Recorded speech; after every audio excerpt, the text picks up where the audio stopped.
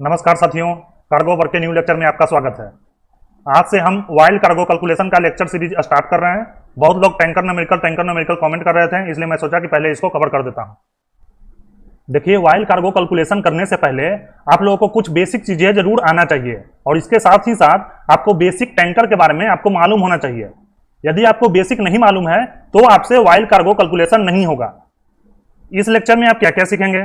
सबसे पहले आप सीखेंगे area and volume of different shape and geometry. बहुत सारे शेप और ज्योमेट्री है, उसका आपको एरिया एंड वॉल्यूम आना चाहिए। दूसरा आप क्या सीखेंगे? टैंकर टर्मिनोलॉजी, वाइल्ड टैंकर पर क्या क्या टर्म इस्तेमाल किया जाता है उसके बारे में आप जानेंगे।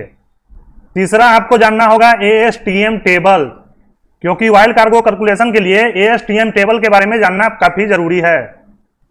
और चौथा और सबसे इंपॉर्टेंट जो है यह आपको है इफेक्ट ऑफ टेम्परेचर, टेम्परेचर का effect on density, volume and mass of wild cargo.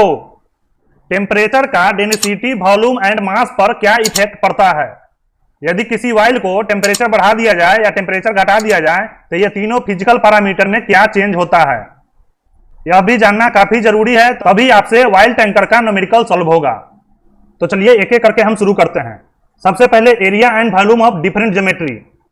आप जानते हैं जब क्वेश्चन पूछा जाता है तो टैंक का शेप काफी डिफरेंट हो सकता है। कोई टैंक जो है वह रेक्टेंगुलर बॉक्स के तौर पर होगा, बहुत सारे टैंक जो है वह सिलिंड्रिकल ड्रम की तरह देगा, और बहुत सारे ऐसे भी टैंक दे देते हैं जिसका बेस जो है वह ट्रेंगुलर शेप में होता है। तो लोगों को वॉल्यूम निकालने में काफी दिक्कत होता है। तो इस मुश्किल को दूर करने के लिए आपको सबसे पहले बहुत सारे शेप का किस प्रकार एरिया और वॉल्यूम निकाला जाता है वो आपको जानना जरूरी है, क्योंकि आप नहीं जानेंगे तो क्वेश्चन समझते हुए भी आपसे अलेज और वॉल्यूम नहीं निकलेगा, और वॉल्यूम नहीं निकलेगा तो आपसे मास भी नहीं निकलेगा। तो आप सभी जानते हैं रेक्टेंगुलर शेप बॉक्स का वॉल्यूम क्या होता है, L into B into H, ये तो सभी को जानते हैं। और एरिया क्या होता है, L इंटू बी। तो मैं तेजी से इसको मैं बता देता हूं। सिलिंड्रिकल जो ड्रम होता है उसका वॉल्यूम क्या होता है, pi r square h. And cylindrical drum का बेस जो है, बेस का एरिया क्या होता है, पाई आर स्क्वायर, क्योंकि बेस उसका सर्कुलर होता है और सर्किल का एरिया क्या होता है, पाई आर स्क्वायर। वैसा टैंक जिसका बेस ट्रेंगुलर हो, अर्थात जिसका बेस ट्रेंगल की तरह हो। अब इस शेप को मैं ऊपर समझा देता हूं। यदि बेस ट्रेंगुलर होगा तो इसका वॉल्यूम क्या होगा, area of base into height. Height आपको टैंक दे देगा, टैंक का हाइट कितना होगा यह दे देगा, मान लेते हैं h। और एरिया ऑफ बेस क्या होगा, एरिया ऑफ ट्रेंगल के बराबर, चूंकि इसका शेप ट्रेंगुलर है तो area of triangle into height. अब एरिया ऑफ ट्रेंगल आपको निकालने आता है, कैसे? एरिया ऑफ ट्रेंगल बराबर होता है half into base into height. तो जब हम एरिया ऑफ ट्रेंगल यहां रख देंगे और उससे हाइट में मल्टीप्लाई कर देंगे तो हमें वॉल्यूम मिल जाएगा। लेकिन लोगों को सबसे बड़ा दिक्कत होता है हाइट निकालने में। यदि मान ले यह ट्रेंगल है और यह ट्रेंगल का दो साइड इक्वल है, मान लेते हैं यह 10 है और यह 10 है और यह 12 है, तो इसका हाइट निकालेंगे किस प्रकार? तो बहुत लोगों को मालूम होता है और बहुत लोगों को दिक्कत होता है। तो इसका हाइट निकलेगा, इसके शीर्ष से हम परपेंडिकुलर ड्रा करेंगे और ये परपेंडिकुलर जो है इसका हमें लेंथ मिल जाएगा। कैसे मिल जाएगा, अंडर रूट हाइपोटेनस, 10 हो जाएगा आपका हाइपोटेनस, 10 का स्क्वायर माइनस ट्रेंगल का ये हाफ पोर्शन। चूंकि यदि शीर्ष से परपेंडिकुलर हम डालेंगे तो ये जो बेस को इक्वल पार्ट में डिवाइड करता है, तो यह हो जाएगा 6, यह हो जाएगा 6, तो 10 स्क्वायर माइनस 6 स्क्वायर, जो वैल्यू आएगा यही इसका हाइट होगा। लेकिन दिक्कत कब होता है, जब लोगों को ट्रेंगल कुछ इस प्रकार देगा कि सारा साइड का वैल्यू डिफरेंट होगा। मान लेते हैं एक साइड 7 है, दूसरा साइड 8 है और तीसरा साइड 9 है। तो इस परिस्थिति में एरिया ऑफ ट्रेंगल निकालना बहुत लोगों को मुश्किल हो जाता है और ऐसा क्वेश्चन पूछ सकता है। हम मान लेते हैं एक साइड A है, दूसरा साइड B है और तीसरा साइड C है। A का वैल्यू 7 है, B का वैल्यू 8 है और C का वैल्यू 9 है। तो इस परिस्थिति में एरिया निकालने के लिए हमें हीरोन्स का फार्मूला का इस्तेमाल करते हैं, और हीरोन्स का फार्मूला सभी तरह के ट्रेंगुलर एरिया निकालने के लिए किया जाता है। और हीरोन्स का फार्मूला क्या कहता है, आप इसको रट लीजिएगा, क्योंकि हो सके एग्जाम में ऐसा क्वेश्चन पूछ देगा जिसका बेस जो है ट्रेंगुलर होगा और ट्रेंगल का तीनों साइड डिफरेंट होगा। तो उस परिस्थिति में हम हीरोन्स फार्मूला लगाएंगे, और हीरोन्स फार्मूला से एरिया कैसे निकालते हैं, area is equal to under root आप सभी लिखते रहिएगा, s into s minus a into s minus b into s minus c, ये आपका हीरोन्स का फॉर्मूला है। और हेयर एस बराबर a plus b plus c divided by 2। आप यहां पर ध्यान दीजिएगा, नीचे में डिवाइडेड बाई 2 है, 3 नहीं है, क्योंकि बहुत लोग तेजी में सोच लेते हैं कि 3 का ऐड है तो नीचे डिवीजन भी बाई 3 से होगा, लेकिन ऐसा नहीं है। एस बराबर a plus b plus c divided by 2। और a plus b plus c क्या है? ट्रेंगल का तीनों साइड, यहां पर ए बी सी, ए कितना है 7 बी 8 सी 9, तीनों को जोड़ दें, 2 से डिवाइड कर दें और यहां पर वैल्यू रख दें, तो ये आप लोग 6-7 क्लास तक पढ़े होंगे। और चौथा, एक शेप आपसे पूछ सकता है जिसका बेस जो है वह स्क्वायर हो, बेस स्क्वायर हो, और वैसे टैंक का आपसे वॉल्यूम निकालने को कहेगा, तो वैसे टैंक का वॉल्यूम किस प्रकार निकलेगा? हम जानते हैं एरिया ऑफ बेस, स्क्वायर का एरिया क्या होता है? साइड का स्क्वायर। और यदि मान लेते हैं इसका साइड ए है तो एरिया ऑफ बेस क्या हो जाएगा? ए स्क्वायर इंटू हाइट, जो भी हाइट यहां पर दे एच, तो इसका वॉल्यूम निकल जाएगा। तो इस प्रकार का 4 टैंक आपसे नॉर्मली पूछ सकता है और पूछा भी है, तो ये चारों ध्यान रखिएगा। तो हम उम्मीद करते हैं यहां तक आप लोग समझ गए होंगे। अब आइए टैंकर टर्मिनोलॉजी पर। टैंकर टर्मिनोलॉजी बताने का हमें मन नहीं कर रहा है, लेकिन हमें मजबूरी में बताना पड़ रहा है, क्योंकि बहुत लोग जब ऑयल कार्गो कैलकुलेशन करते हैं तो वहां टैंकर टर्मिनोलॉजी का बहुत सारे टर्म को इस्तेमाल करते हैं। लेकिन आप जान लीजिए, रिटेन एग्जाम के लिए आपको टैंकर टर्मिनोलॉजी जानने की कोई जरूरत नहीं है। और मैं अभी आपको दिखाऊंगा कि बिना टैंकर टर्मिनोलॉजी जाने हुए रिटेन एग्जाम का सारा ऑयल कार्गो कैलकुलेशन आसानी से किया जा सकता है। आपको टैंकर टर्मिनोलॉजी सिर्फ जानने की जरूरत तभी है जब आप ओरल देने जा रहे हैं, क्योंकि ओरल में बहुत सारे इस पर क्वेश्चन पूछे जाते हैं। और यहां पर मैं बहुत सारे डिटेल में बताने लगा टैंकर टर्मिनोलॉजी, तो बहुत लोग कंफ्यूज हो जाते हैं और इन्हीं कारणों से उन्हें ऑयल कार्गो कैलकुलेशन न्यूमेरिकल काफी हार्ड लगता है। लेकिन एक्चुअली में कार्गो वर्क का सबसे easy numerical oil cargo calculation है। जिस प्रकार आप शिप स्टेबिलिटी का चैप्टर 1 पढ़े हैं, डेंसिटी, उससे थोड़ा सा डिफरेंट है, क्योंकि यहां टेम्परेचर का कॉन्सेप्ट आ जाता है, रेस्ट ऑल सेम है। तो टैंकर टर्मिनोलॉजी में जो टीओ भी आता है, total observe volume, gross observe volume, gross standard volume, weight reduction factor, या कोई कोई बोलते हैं इसको वेट करेक्शन फैक्टर, ये सब अभी जानने की जरूरत नहीं है। ये मैं आपको लास्ट में बता दूंगा, क्योंकि इससे ओरल में क्वेश्चन पूछे जाते हैं। आपको टैंकर टर्मिनोलॉजी में सिर्फ VCF जानने की जरूरत है, वॉल्यूम करेक्शन फैक्टर, और सिर्फ यहां पर इसी का इस्तेमाल होता है। आप सिर्फ VCF जानकर पूरा ऑयल कार्गो कैलकुलेशन कर सकते हैं, और रिटेन एग्जाम में इससे ज्यादा आपको जरूरत है ही नहीं। तो जो एग्जाम में जिसका जरूरत है वही जानिए, अन्यथा ओवरडोज हो जाने पर आप लोगों को इसी से ऑयल टैंकर का न्यूमेरिकल नहीं बन पाता है। अब बात रही ASTM टेबल। अब ASTM टेबल में बहुत चीज पढ़ना है, और ये मैक्सिमम चीज आपसे ओरल में पूछे जाते हैं। आपको रिटेन एग्जाम में जो क्वेश्चन सॉल्व करना है उसमें सिर्फ टेबल नंबर 54, टेबल नंबर 54 जानने की जरूरत है, और इसी टेबल नंबर 54 से हम लोग VCF निकालते हैं।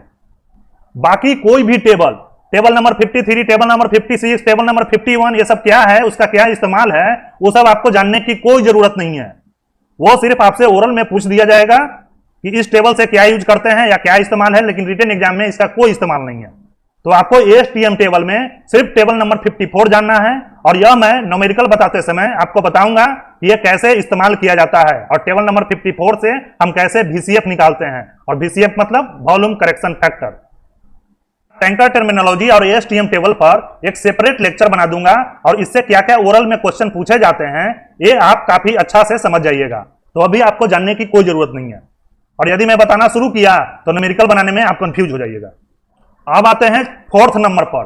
4th नंबर है effect of temperature on density, volume and mass of oil.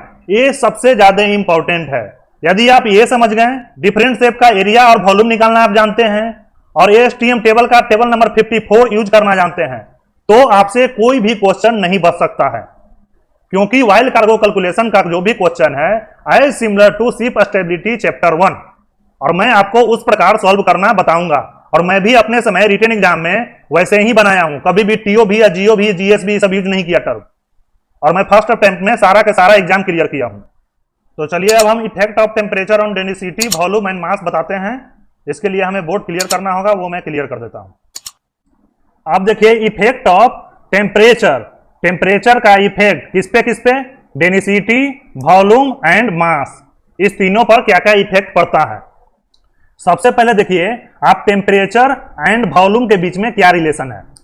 आप सभी जानते हैं यदि हम ऑयल को हीट करें अर्थात टेम्परेचर प्रोवाइड करें अर्थात टेम्परेचर को हम इंक्रीज करें तो ऑयल का जो वॉल्यूम है वह इंक्रीज हो जाता है। मान लीजिए यदि इनिशियल में जो ब्लैक से मैं मार्क कर रहा हूं यह इसका लेवल था, तो यदि टेम्परेचर बढ़ा दें तो इसका वॉल्यूम बढ़ जाएगा और यह किस पे आ जाएगा, अभी जो मैं है मान लेते हैं हाइपोथेटिकली बढ़ के यह रेड लेवल तक आ गया। और सिमिलरली यदि हम टेम्परेचर को डिक्रीज कर दें अर्थात यदि इसमें से टेम्परेचर को हम बाहर निकाल लें तो ऑयल का वॉल्यूम घट जाएगा अर्थात यदि इस टैंक में रखा होगा तो वह नीचे की ओर दिखेगा और लोगों को लगेगा कि इसमें से ऑयल निकाल लिया गया है, लेकिन एक्चुअल में ऐसा कुछ नहीं हो रहा है, यह सिर्फ टेम्परेचर का खेल है। अतः यहां से हम जान गए कि यदि टेम्परेचर इंक्रीज होगा तो वॉल्यूम भी इंक्रीज करेगा और यदि टेम्परेचर डिक्रीज होगा तो ऑयल का वॉल्यूम भी डिक्रीज करेगा। अतः हम कह सकते हैं volume of oil directly proportional है टेम्परेचर का। यदि ऑयल का टेम्परेचर बढ़ेगा तो ऑयल का वॉल्यूम भी बढ़ेगा और यदि ऑयल का टेम्परेचर घटेगा तो ऑयल का वॉल्यूम भी घटेगा। तो यह एक बहुत ही इंपॉर्टेंट सा रिलेशन है, इसको आप याद रखिएगा क्योंकि सभी न्यूमेरिकल में इसका इस्तेमाल होगा और बहुत लोगों को इसको याद करने में दिक्कत होता है कि टेम्परेचर बढ़ेगा तो वॉल्यूम बढ़ेगा कि डेंसिटी बढ़ेगा, लोग कंफ्यूज हो जाते हैं। तो हम इसको याद करवाने के लिए एक हम प्रैक्टिकल एग्जांपल दे रहे हैं। आप सर्दी के मौसम में यदि ठंड लगता है और सोते हैं तो आप क्या करते हैं, एकदम सिकुड़ जाते हैं, मतलब सिकुड़ के एकदम सट के सुतते हैं। जब सट के आप सुतते हैं, जब हाथ पैर दोनों सिकोड़ लेते हैं तो अब क्या होता है, आपका वॉल्यूम घट जाता है। अर्थात सर्दी के मौसम में टेम्परेचर घटता है तो आपका वॉल्यूम भी घट जाता है क्योंकि आप सिकुड़ कर सोते हैं, हाथ पैर दोनों एक जगह इकट्ठा कर लेते हैं। और गर्मी के मौसम में जैसे ही टेम्परेचर बढ़ता है तो आप काफी हाथ पैर दोनों फैला फैला सोते हैं और कोई आसपास सोने नहीं देते हैं। तो टेम्परेचर बढ़ता है तो आपका वॉल्यूम, आप भी स्पेस ज्यादा घेरते हैं। अतः टेम्परेचर इंक्रीज हुआ तो वॉल्यूम भी इंक्रीज हो गया क्योंकि आप भी स्पेस ज्यादा छेक रहे हैं। तो आप इसका ध्यान रखिएगा, इससे आपको कभी भी कंफ्यूजन नहीं होगा कि टेम्परेचर बढ़ेगा तो वॉल्यूम बढ़ेगा कि घटेगा। अब मैं आपको समझाता हूं relation between temperature and density. यदि आप एक रिलेशन रख लिए तो दूसरा रिलेशन रखने की जरूरत नहीं है, आप चाहें तो अपने से कैलकुलेट कर सकते हैं। देखिए कैसे, relation between temperature and density. हम जानते हैं डेंसिटी बराबर क्या होता है, मास बाई वॉल्यूम। अब हम इस इक्वेशन से देख सकते हैं कि यदि वॉल्यूम बढ़ेगा तो हमारा डेंसिटी क्या होगा, घटेगा, क्योंकि वॉल्यूम नीचे है, वॉल्यूम डिनोमिनेटर में है। यदि नीचे का वैल्यू हम बढ़ाता जाएं तो यह डिवीजन में होने के कारण डेंसिटी घटता जाएगा। अतः वॉल्यूम बढ़ेगा तो डेंसिटी घटेगा। सिमिलर वे में यदि वॉल्यूम घटेगा अर्थात नीचे का वैल्यू, यदि मास में हम कम वैल्यू से डिवीजन देंगे तो हमें डेंसिटी का वैल्यू ज्यादा आएगा। अतः वॉल्यूम घटेगा तो हमें डेंसिटी बढ़ेगा। अर्थात वॉल्यूम जो है वह डेंसिटी के इनवर्सली प्रोपोर्शनल है। और हम यह भी जानते हैं वॉल्यूम कब बढ़ता है, जब टेम्परेचर बढ़ता है। अभी मैं आपको बताया टेम्परेचर बढ़ेगा तो वॉल्यूम बढ़ेगा क्योंकि volume directly proportional to temperature है। अतः टेम्परेचर बढ़ेगा तो हमें डेंसिटी घटेगा, इससे हमें रिलेशन मिल गया। और टेम्परेचर यदि घटेगा तो हमारा डेंसिटी बढ़ेगा। अर्थात डेंसिटी जो है यह हमारा इनवर्सली प्रोपोर्शनल टू टेम्परेचर है। यदि हम टेम्परेचर को बढ़ाएंगे तो डेंसिटी हमारा घट जाएगा और यदि हम टेम्परेचर को घटाएंगे तो डेंसिटी हमारा बढ़ जाएगा। अर्थात यह एक दूसरे से उल्टा कनेक्टेड है। तो ये आपका एक दूसरा काफी इंपॉर्टेंट रिलेशन आ गया और इसका भी इस्तेमाल सभी न्यूमेरिकल में होगा। और आप देख लीजिए effect of temperature on mass. Mass and temperature में क्या रिलेशन है, टेम्परेचर बढ़े या टेम्परेचर घटे मास पर कोई भी इफेक्ट नहीं पड़ता है, मास हमेशा कांस्टेंट होता है। अतः इस टैंक में आप देख रहे हैं यदि टेम्परेचर बढ़ता है तो ऑयल का लेवल बढ़ जाता है, यह रेड के लेवल पर आ जाता है। लेकिन यदि आप इसको वेट कीजिएगा और यदि शुरू में यह 10 kg था तो अभी भी 10 kg ही रहेगा। और यदि इसका टेम्परेचर घट जाए और यह ग्रीन लेवल पर आ जाए तो इसका मतलब यह नहीं है कि इसमें से ऑयल निकाल लिया गया है। इसको यहां पर भी वेट कीजिएगा तो यह भी 10 kg ही आएगा, क्योंकि मास जो है इंडिपेंडेंट है टेम्परेचर से। मास का टेम्परेचर से कोई लेना देना नहीं है।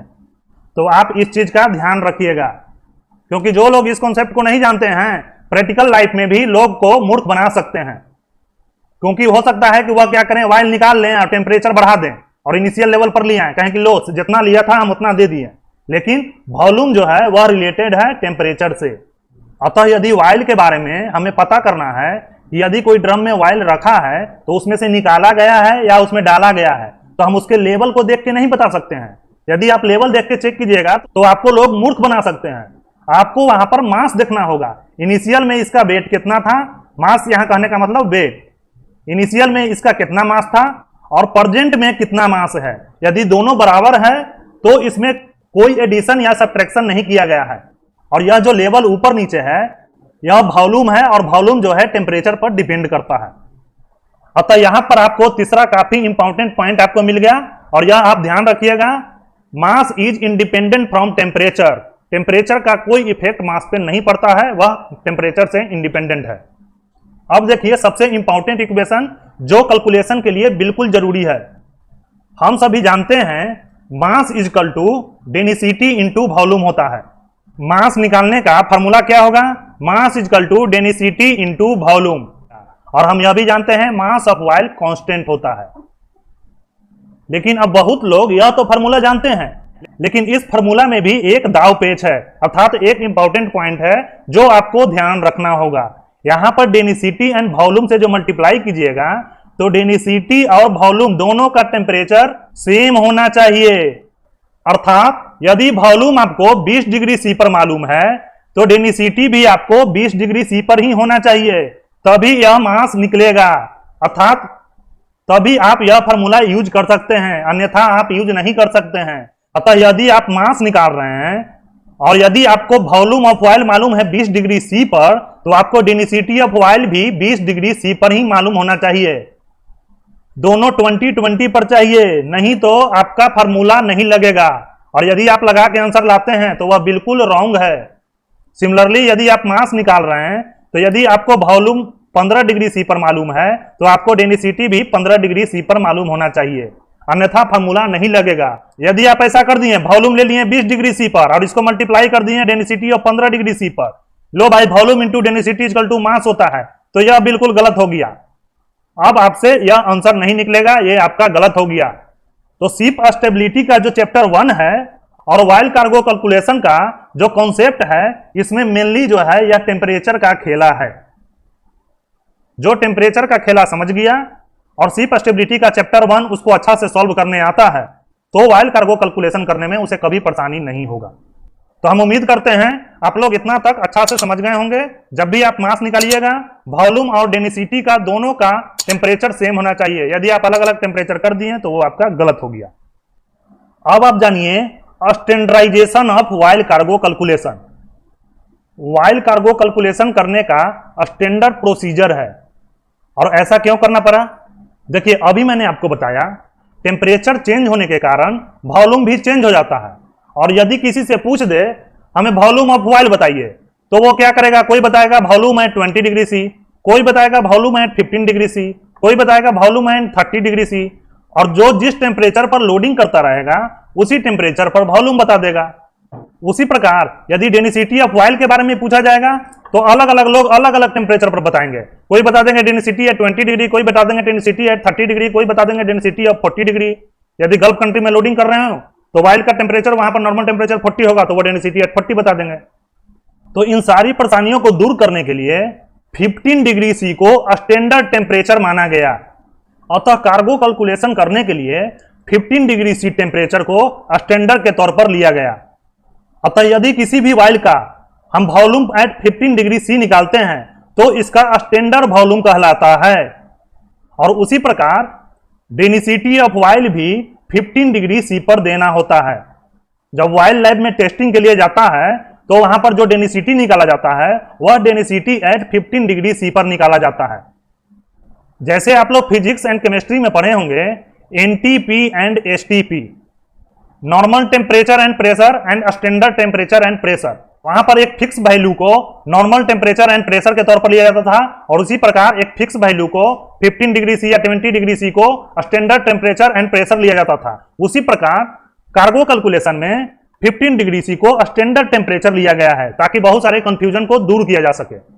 और अभी मैंने आपको बताया जो वाइल का डेंसिटी लैब से दिया जाता है वह डेंसिटी जो है वह 15 डिग्री सी पर दिया रहता है, और ये जो डेंसिटी 15 डिग्री सी पर दिया रहता है वह दिया रहता है इन वैक्यूम, यह एयर में नहीं दिया रहता है। ये आप ध्यान रखिएगा, यदि क्वेश्चन दे या न दे, यदि क्वेश्चन में दे रखा है density at 15 degree C something, that means density at 15 degree C in vacuum, not in air. और ऐसा क्यों करता है? ऐसा इसलिए कि यदि बाय द वे लैब में गया, अब लैब में जब डेंसिटी वहां कैलकुलेट हो रहा है तो वहां पर यदि एयर में देगा तो लोग पूछने लगेंगे कि अच्छा ये बताइए आप जो ये डेंसिटी निकाले हैं एयर में, एयर के उस समय कॉलम कितना था, उस समय एयर का प्रेशर कितना था? आप जब डेंसिटी वहां पर निकाल रहे थे तो वहां पर कोई आर्टिफिशियल एयर का तो कॉलम का प्रेशर तो नहीं था। तो ये बहुत सारे जवाब देने से बचने के लिए एक ऐसा चेंबर में डेंसिटी निकाला जाता है जहां पर पूरा के पूरा एयर को निकाल दिया जाता है, जिससे मोस्ट एक्यूरेट डेंसिटी आपका मिल जाए। और लैब हमें जो डेंसिटी देगा हमेशा इन वैक्यूम मिलेगा। तो अब सवाल उठता है कि डेंसिटी इन एयर कैसे मिलेगा? अब लैब तो हमें 15 डिग्री सी पर इन वैक्यूम दे देगा, तो इसके लिए बहुत ही एक सिंपल सा ट्रिक है।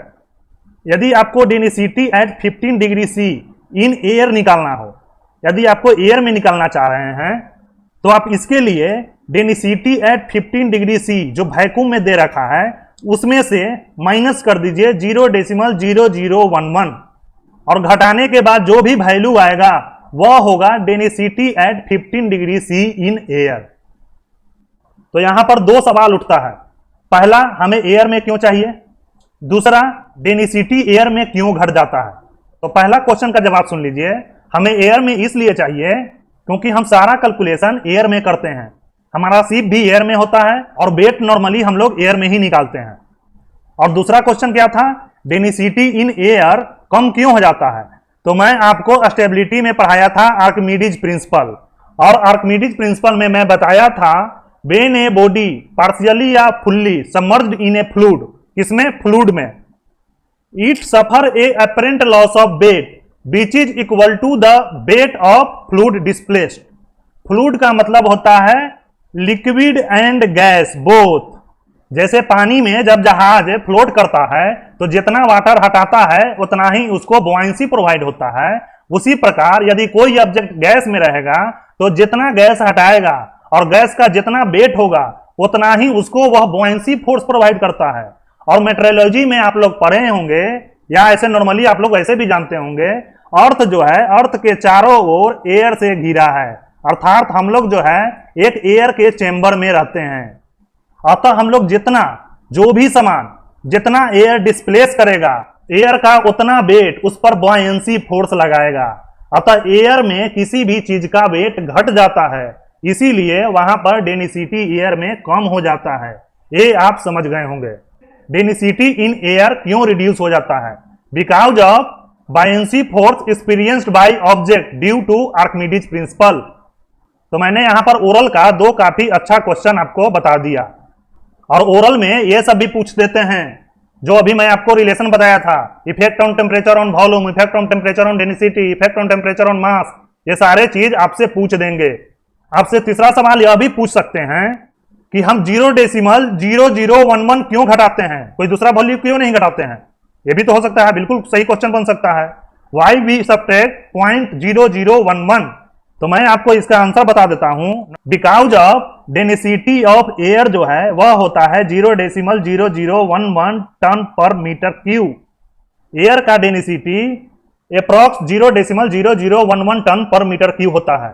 अतः किसी भी ऑब्जेक्ट का डेंसिटी यदि हमें निकालना हो, अर्थात 1 मीटर क्यूब में कितना टन वेट होगा, तो एयर जो है 1 मीटर क्यूब उसमें कितना टन जो है बायंसी फोर्स प्रोवाइड करेगा, वह है 0.0011, वह सबट्रैक्ट कर देते हैं। सिंपल सा एक फिजिक्स है।